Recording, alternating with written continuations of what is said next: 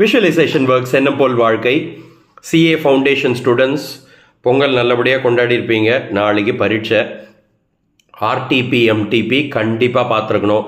Sir எங்களால் பார்க்க முடியல அப்படின்னா I will some up top 15 questions that can come for tomorrow's exam. இப்படி தான் நம்ம சிஏ இன்டருக்கும் சொன்னோம், சிஎம்ஏ இன்டருக்கும் சொன்னோம். அப்படியே அதுக்கான questions வந்தது. So tomorrow let's check how our luck works on these questions. Anyways, this is only an analysis of RTP and MTP. ஒரு 15 topic சொல்கிறேன். Listen carefully. You can listen to it again and again and you can take it forward.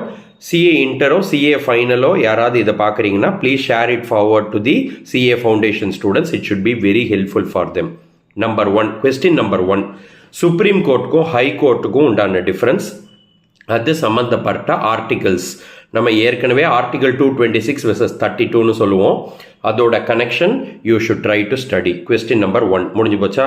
Number 2, appropriation of payment as per Indian contract act. நிறைய தடவை இது கொஸ்டின்ஸில் கேட்டிருக்காங்க. நாளைக்கு it can come. It is already there in RTP and MTP. 3வது, finder of lost goods. நம்ம quasi contract சொல்லும்போது find the true owner சொல்லும்போது ஃபைண்டர் ஆஃப் லாஸ்ட் குட்ஸ் 3. 4வது, doctrines in Indian contract act and companies act. Indian contract ஆக்டில் doctrine of privity of contract and its exceptions.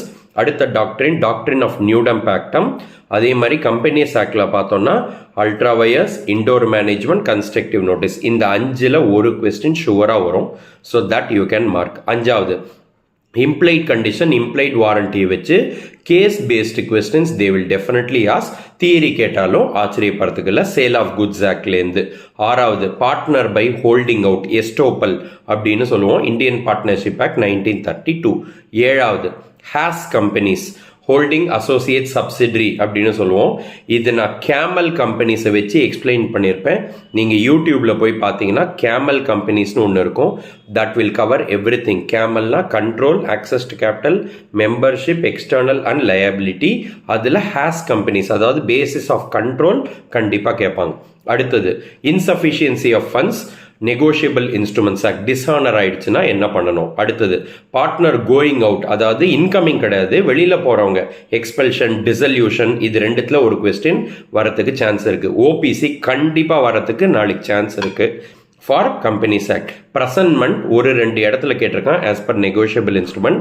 Rights of surety ரொம்ப ரொம்ப குரூஷியலான question cover. Types of negotiable instrument, again very important. Rights of unpaid seller, very important. Contingent and quasi contract, very important. Thank you.